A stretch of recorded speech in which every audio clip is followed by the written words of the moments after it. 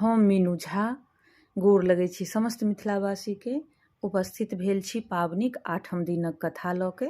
कथा अछि गौरी के विवाह बर बरियाती। तऽ सुनल जाओ। महादेव काशी में सप्त ऋषि के बजौलनि। ओ लोकनि तुरंत आबि गेला। वशिष्ठक संग हुनक स्त्री अरुंधति सेहो एली। महादेव सबके विवाहक कथा ल हिमालय के ओतय पठौलनि। महादेवक अनुरोध ऋषि लोकनिक सँ सुनि हिमालय आ मैनाक आँखि सँ नोर झरय लगलनि। ऋषि मुनि गौरी के आशीर्वाद देल। अरुंधति मैना के महादेवक महिमाक गुणगान सुनाओल। कथा स्थिर भेला पर विवाहक दिन ताकल गेल। विवाहक दिन फागुन वदी चतुर्दशी तिथि क ताकल गेल।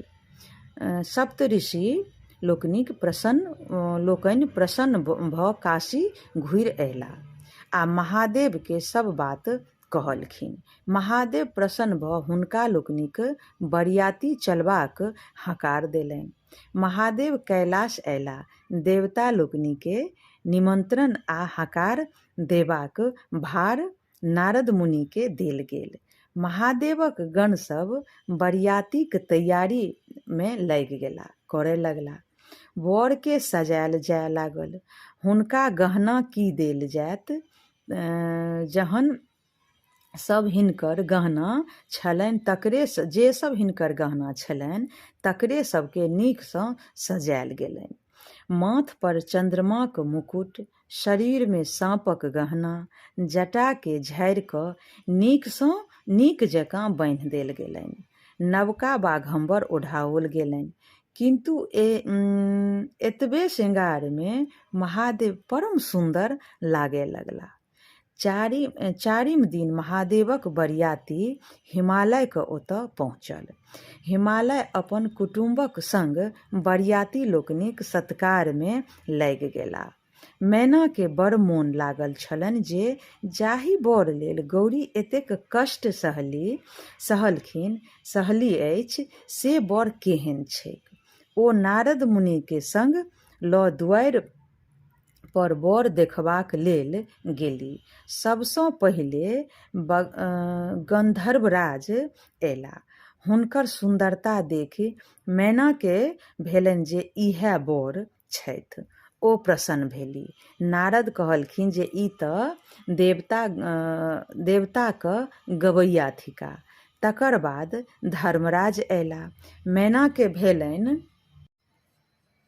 जे इएह बर छिका। इएह बर छथि। मुदा नारद फेर कहलखिन जे ई तऽ धर्मराज छथि। महादेव तऽ हिनका लोकनि सँ कतेक सुन्दर छथि। एहिना क क सुन्दर देवता लोकनिक अबैत गेला आ मैना सबके पहिने बरे बुझैत गेली। नारद सभक परिचय हुनका दैत गेलखिन। मैना गौरी के भाग्य पर गर्व करय लगली। महादेव ई बात बुझि गेला। ओ किछु तमाशा करय चाहलखिन।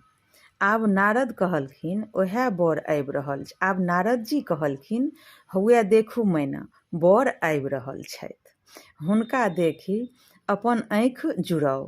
मैना सावधान भ गेली। सावधान भ हुलैस क बर के एकटक लगा क देखऽ लगली। पहिने महादेव सेवक भूत प्रेत पिशाच सब अयला महादेवक। ओकरा सभक पोशाक बाजब भूकब नाचब गाबै देखि मैना डेरा गेली। जी थर थर काँपय लगलनि। एहने बर हेतै। ताबत महादेव सेहो अयला। बसहा पर चढ़ल।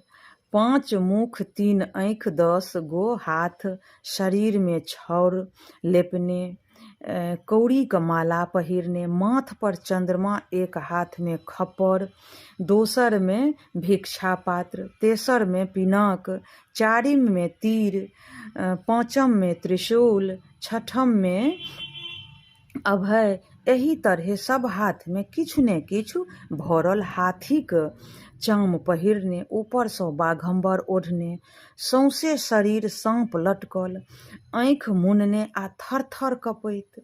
नारद कहलखिन, इएह बर महादेव थिका।